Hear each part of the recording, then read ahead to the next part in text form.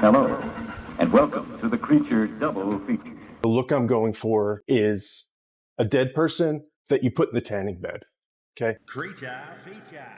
The best creature features in the world. Is that enough of a hook for you? This is a video.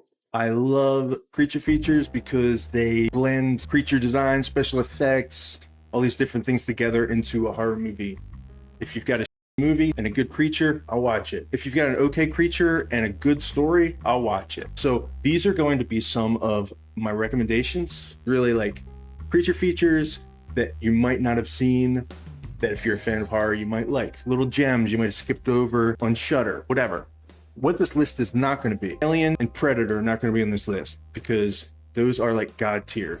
It's an example of something I'm not going to say because everybody's heard of Alien and Predator. Another thing I'm not going to do is I'm not going to mention any werewolf movies in this one because they're going to get their own video. The first creature feature I ever saw was named Squirm. Came out in 1976. Pretty sure it was about a fishing village in the South. I know this because I read the Wikipedia, not because I remember the movie at all. I was like this big. And my aunts brought me in a car. They probably strapped me to the hood probably in a little baby carriage. And we watched Squirm, which was one of those, it's kind of like killer nature movies. This is the beginning of when we started realizing that we shouldn't dump poison into lakes and stuff. We started seeing a few movies pop up about nature striking back. I'm pretty sure that the worms got struck by lightning or electrified or something, and the worms became radioactive. It was literally people with buckets of earthworms being dumped on their heads. It scared the shit out of me. Listen, okay, don't look away. I don't really like the creature features where the animals are a bad guy, like this one, because I'm probably at the end they had to kill all the worms, and I don't like that, man. I know that sometimes humans have to conquer nature when nature is trying to electrocute them. I get it. It's just not a satisfying ending for me. The xenomorphs, I don't feel bad for them, okay? I'm going to go on record and I'm going to say, I don't feel bad for the xenomorphs. I think it's probably because there's nothing really you can empathize with about them, really. I guess if you really tried, you could, but it's like they got like metal teeth, acid for blood. There's even playing fair. If a tiger attacks a person, most of the time, they're going to eat you. Aliens, they just put a hole in your face and leave you there. Or they drag you back to the lair where you can get impregnated by the facehugger, the weird-ass facehugger things. That's maybe another animals I don't like is, I don't like parasitic animals that lay eggs in your and stuff. I'm not down with that. And now, the best creature features in the world. This is for fun, right? For entertainment purposes only. I'm not a medical doctor. Don't get mad about this list. That's what I'm saying. Honorable mentions. This is how you slip stuff onto a list that's not on the list. Number one, critters. Critters. They bite. They're like the punk rock gremlins. They're cute because they're fuzzy, but then they open their mouth and it's just teeth, rows and rows of teeth in there. And they've got poisonous porcupine quills that shoot you in the neck. It's got sci-fi stuff in it. Like these little guys, they escape from a space prison. And then they send bounty hunters after them that have faces that they mold into whoever they look at or something like that. And one of them ends up being like a rock star. I'm gonna say a Rick Springfield type. The comic book legend lives. Swamp Thing was like, that original Swamp Thing, I haven't seen it in 30 years, but I just remember that movie being, like I liked it a lot. It was based on a comic, right on the edge of a horror comic. They made a show recently and I tried to watch it and I don't know, man. If nobody's gonna turn into a potato by the second episode, I'm out. Who's buried in Midian? Ain't nothing but dead folk. Nightbreed. It was weird. It had David Cronenberg in it. Weird fun fact that I need to actually look up right now. Yeah, that's David Cronenberg. Something's breeding there. Nightbreed, dude. A lot of really cool creature design, and that movie blew my mind when I was little. A lot of cool practical effects in it. This is my trick. Okay. Hopefully I won't die. And now, the best creature features in the world. Here's what you got to do. If you want me to watch your movie and put it on my fave creature feature list, put Henry Rollins in it. This won't run out of ammo. Make it a little goofy. Give it probably a dirty rock and roll soundtrack. Put it in a bar in Texas in the middle of nowhere where crazy ass creatures are trying to eat everybody. And you've got Feast. Any questions? I think probably a cult classic. Low budge, mid budge, practical effects, Henry Rollins. I don't need to say any more, just go watch it. Okay, now this one is a movie that I know that not many people have heard of, and I really liked it. I've watched a lot of found footage movies.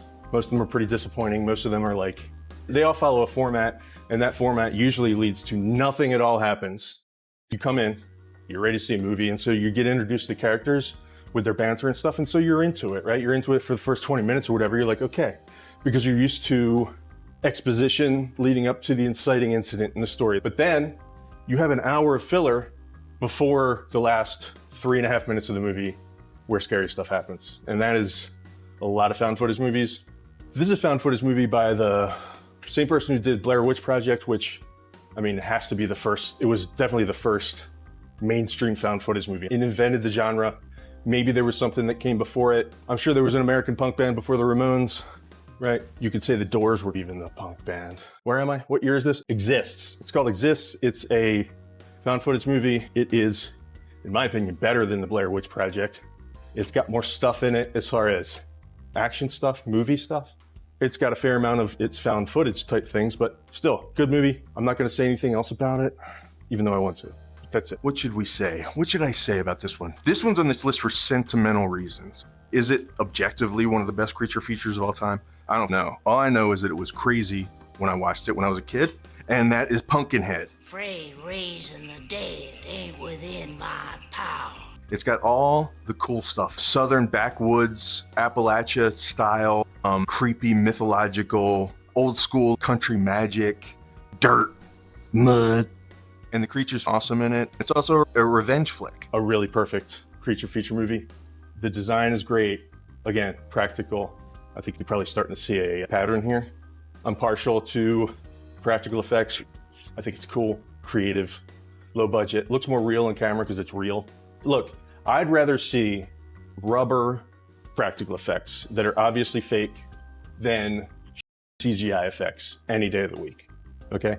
If it's really good CGI, I shouldn't even notice it. There's just a digital feeling that you get, and it's ruined a lot of good movies that could have been done a lot better with a person in a suit. Okay, so next, maybe it doesn't belong on the list because you've probably heard of it. The Descent. It's really good. The characters are compelling. You're into the situation. If you've got a good story in your horror movie, and it's usually got to be, to me, character driven. If you care about the characters in the horror movie, it's that much better. It elevates it, right, to something that's just a lot better for humans. The Descent Part 2, also worth a watch, especially since it takes place literally like it starts 5 minutes after the first one ends, which is pretty cool. But The Descent Part 1, perfect on its own. It's scary in the right ways. It really does make you feel like you're there, the claustrophobic feeling, stuff like that. So if you haven't seen that one, for whatever reason, do it. 0.86 miles, by the way. Okay, got a little bit of sweat forming right here on the middle of my shirt. Super sexy for middle-aged men. Oh, opinion time. Opinion. I don't like movies that are obvious metaphors. I hate them. I'm not going to say that it can't be done right. Movies that like halfway through it, I'm like, oh, this is a metaphor for something else, right?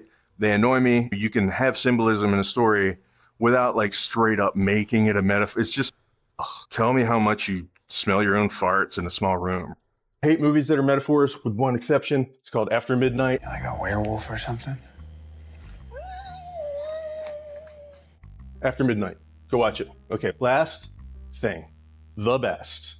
But first, the art that you've been seeing happen during this video, a poster that I did, and here is the entire process. This channel is me talking about the things that interest me, talking about my influences. I thought I would start talking about the things that influence my art, and so then, therefore, maybe get people interested in the art because they're interested in the same things I'm interested in.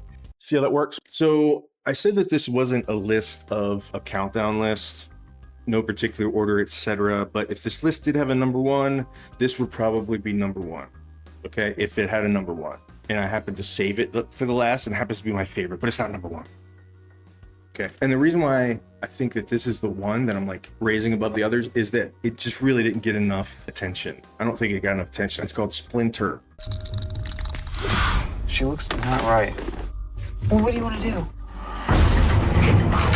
Turn it off. Get in the car. I think that it's worth a gander. I like the vibe, I like the style. Original concept, a good little mid-budge movie. The concept of the creature is crazy. Practical effects, weird biology. It's one of the coolest creatures concepts I've seen in a movie. I don't think they ever tried to make 9 sequels for it. It's got a little bit of a crime element in it. It's got really good characters in it. It takes place in like the kind of a rural style area. It's the one you should watch. If you can watch anything on this list, watch Splinter. All right, I have a note here that says outro and finish strong, my boy. I'm wondering the whole time if that air conditioner, if you can hear that air conditioner. It's a little hot in here too. I feel like it might be shiny. Head might look like a grape growing out of another grape. Anyways, I hope you enjoyed this, and please enjoy your life until we speak next. Let me know in the comments about your favorite creature features. Let me know in the comments about what do you think about Hot Dan Summer so far, because this is, I forgot to tell you, this is Hot Dan Summer. Okay, so get used to it. And I feel like, you know what, let's stop right there because I did finish strong, my boy. Have a good one.